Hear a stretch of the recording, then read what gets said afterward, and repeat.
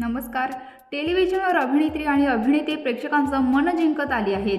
तसेच त्याचप्रमाणे मालिकेतील बालकलाकार देखील प्रेक्षकांना भुरळ घालत असतात.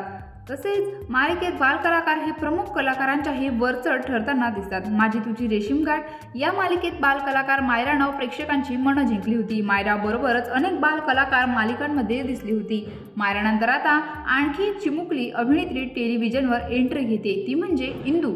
कलर्स मराठीवर नवीन मालिका प्रेक्षकांच्या भेटीला येत आहे. इंद्रायणी असं मालिकेचं नाव आहे आणि यातील इंदूने विचारलेला निरागस प्रश्नही अचंबित करणार आहे. या प्रश्नाने तिने सर्वांनाच निरुत्तर केलंय. इंद्रायणी म्हणजेच इंदू, एक निरागस, निष्पाप, गोड, सालस, अवखळ आणि तितकीच विचारी मुलगी. वय लहान पण बुद्धी मात्र मोठ्यांनाही अचंबित करणारी. इंदूच्या निरागस तरी मार्मिक प्रश्नांनी भल्या भल्यांची बोलती बंद केली आहे. तिचं असंनिक अवखळ बालपण अनेकांना आपल्या बालपणाची आठवणही करून देतंय. म्हणून या इंदूच्या भेटीसाठी रसिकांना उत्कंठा लागून राहिली आहे.